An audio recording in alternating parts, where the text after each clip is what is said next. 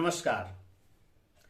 Mehta talks विविध विधाओं का कार्यक्रम आपका स्वागत है। आज का विषय है थर्मस फ्लास्क कैसे काम करता है। थर्मस फ्लास्क को थर्मस बोतल भी कहते हैं और यह अब तो आम हो गया है, हर घर में प्रायः पाए जाते हैं। पहले कभी यह बड़ी दुर्लभ चीज हुआ करती थी, सभी इसका उपयोग नहीं करते थे, बड़े बड़े लोग करते थे, जिसमें चाय या गर्म चीज है तो गर्म पानी ही है तो बहुत देर तक गर्म रहता है। ठंडी चीजें डाल दी उसमें, रखा गर्मियों के दिनों में शीतल जल, तो बहुत देर तक उसकी शीतलता बनी रहती है।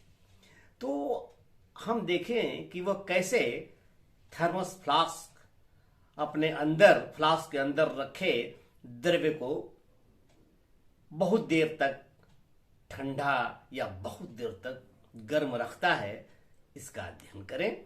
लेकिन इसके पूर्व थोड़ा समसामयिक, राहुल गांधी ने कहा है कि हिंदू अलग है, हिंदुत्व अलग है, या हिंदूवादी इस बार कुछ ने उन्होंने कहा है। तो ये क्या है, इस पर थोड़ी चर्चा कर लें। ऐसे तो मैं नहीं समझता कि इस विषय पर बोलने का उनको कोई अधिकार है। वे हिंदुत्व या हिंदुत्ववादी के विषय में क्या जाने, न अध्ययन है न अनुभव है, उन्हें खुद का पता नहीं कि वे क्या हैं। इलेक्शन का टाइम होता है तो दत्तात्रेय हिंदू बन जाते हैं, कोर्ट पर जनेऊ लेते हैं और मंदिर मंदिर भटकते हैं। तो ऐसे कैजुअल हिंदू से कैसे उम्मीद रखें कि हिंदुत्व और हिंदुत्ववादी का वो परिभाषा देंगे, हिंदूवादी का परिभाषा करेंगे। ये तो ठीक, वैसे राहुल गांधी या उनके अनुयायियों को समझना चाहिए। मेरी ओर से मीठा और मिठास, जैसे मीठा होता है, कोई भी वस्तु जो मीठी है वो मीठा है, और उसके अंदर का गुण जो स्वाद है वो मिठास है। तो दोनों में जो अंतर है, मीठा और मिठास में, वही अंतर है हिंदू और हिंदुत्व में या हिंदूवादी में। हिंदू कह लीजिए तो मीठा, हिंदुत्व कह लीजिए तो मिठास। कुरुक्षेत्र में युद्ध के लिए दोनों ओर की सेनाएं तनी हुई थी। कोई देर नहीं थी युद्ध प्रारंभ होने में, परंतु संघ युद्धनाद बज नहीं रहा था। कृष्ण ने पूछा अर्जुन से, क्या हुआ? अर्जुन ने उत्तर दिया, प्रभु मैं किसके साथ युद्ध करूं? ये सब मेरे अपने हैं, अपने भाई, अपने भतीजा, अपना चचा, अपना गुरु, अपने सब हमारे अपने हैं। तो यह हुआ हिंदुत्व, यह हुआ हिंदूवाद, यह हुआ हिंदूवादी। लेकिन जब श्री कृष्ण ने इसके अपने होने का अर्थ जब समझा दिया और फिर बज उठा शंख सबका, युद्ध हुआ, युद्ध का परिणाम हुआ, क्या हुआ आप जानते हैं। तो जिस शक्ति, ताकत और जिस स्वरूप को तख्तियार कर अर्जुन युद्ध करने के लिए तैयार हुआ, वह हुआ हिंदू, वह हुआ हिंदू। श्री राम भी समुद्र जब पार करना चाहते थे तो 3 दिनों तक तपस्या की। जलधि न माने विनय वश, गए 3 दिन बीत। तो ये जो 3 दिन तक विनय अनुनय करते रह गए श्री राम, प्रभु राम, ये हुआ हिंदुत्व। और बोले राम सकोप भय, बिन हो भय होत न प्रीत। तो ये हुआ हिंदू। और हिंदू का रूप जब देखा राजा सगर, करवध उपस्थित हुआ और समुद्र में मार्ग बताया। तो ये राहुल जी, यदि आप इतना समझ सकते हैं या उनके अनुयायी इतना यदि समझ सकें तो पर्याप्त होगा। अब आइए थर्मस फ्लास्क को देखें। ये दोहरी कांच के दीवारों से बनी होती है।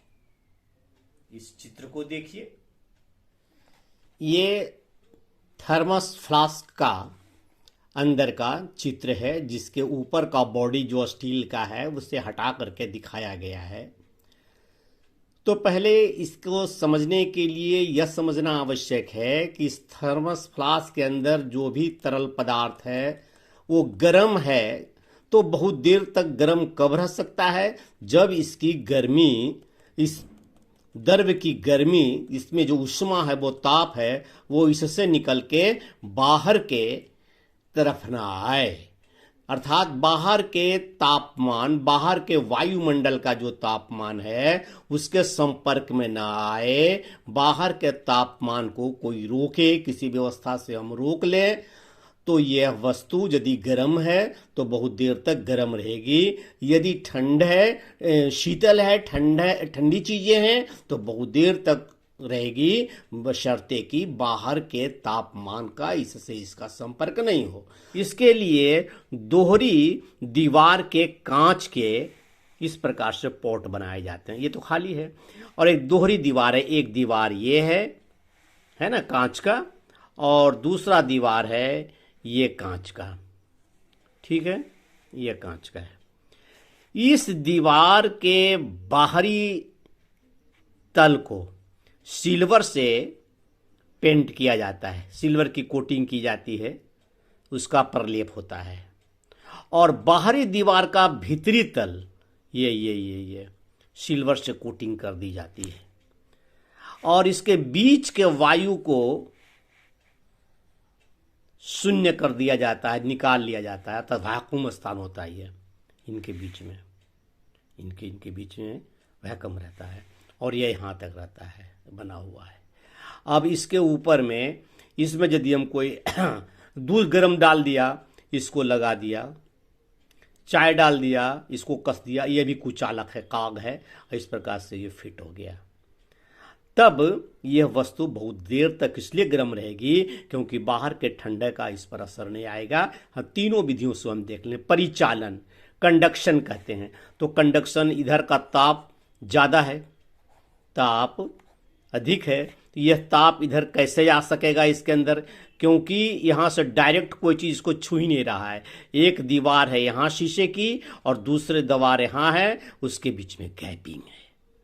तो जब गैपिंग है तो इस तल को छूता है, शीशे के इस तल को ये द्रव छूता है, तो अब गैपिंग बीच में है। तो ये परिचालन विधि से, कंडक्शन विधि से ताप इसके अंदर जा ही नहीं सकता है, कहीं से नहीं आएगा, ना ऊपर से आएगा, ना नीचे से आएगा, कहीं से आएगा। फिर दूसरी क्या है? परिवहन, की वस्तु ही चला जाए उसको गर्म करने के लिए। हवा या पानी जब गर्म करते हैं तो गर्म पानी ऊपर उठती है, फिर ठंडा पानी नीचे आ जाता है। लेकिन यहाँ ये भी नहीं हो सकता है क्योंकि बीच में हवा है ही नहीं। कुछ गर्म करने का एकदम निर्यातक शून्य है, इसलिए कहीं से ये परिवहन, कंडक्शन विधि से गर्म ही नहीं होगा। अब है रेडिएशन। रेडिएशन क्या है? अब ये चीज़ है, यहाँ पर ठंडी चीज़ें हैं या इसके अंदर ठंडी चीज़ें हैं, तो सूर्य की रोशनी से या किसी भी प्रकार से ये गर्म क्यों नहीं होगा, ये ठंडा क्यों नहीं होगा या गर्म क्यों नहीं होगा? इसका वजह है कि जब गर्मी आएगी, गर्मी की गर्म रे, तो इस शीशे को तो पार कर जाएगी, लेकिन इस शीशे पर लगे चांदी के जो ये प्रलेपन है, उस प्रलेपन के वजह से टकराकर वापस चली जाएगी। जैसे हम ये देखिए विकिरण ऐसे जाएगा, यहाँ से यहाँ तक तो आएगा, लेकिन यहाँ से फिर टकराकर वापस चला जाएगा। और अंदर की गर्मी भी रेडिएशन से बाहर नहीं आएगी क्योंकि यहाँ से तो निकलेगी, लेकिन यहाँ से तो टकरा करके वापस चली जाएगी। यहाँ से निकलेगी तो यहाँ टकराएगी और यहाँ टकरा करके वापस रहेगा। बाहर निकलने का कोई प्रश्न ही नहीं है। इस प्रकार से यह वस्तु बहुत देर तक गर्म या ठंडा रहता है। ऊपर से काग बंद होता है और इसके ऊपर से स्टील के या किसी भी चीज़ के आकर्षक ढक्कन डब्बा बना करके और इसको थर्मस ये बनता है ऐसा। आशा है आप थर्मस के विषय में अच्छी तरह से समझ गए होंगे। नहीं समझे होंगे तो फिर कमेंट्स में कुछ बताया जाए, ताकि आपके ये जिज्ञासाओं का समाधान किया जा सके। धन्यवाद। आप लाइक, शेयर और यदि सब्सक्राइब नहीं किया हुआ है तो सब्सक्राइब करेंगे। बहुत बहुत धन्यवाद। नमस्कार।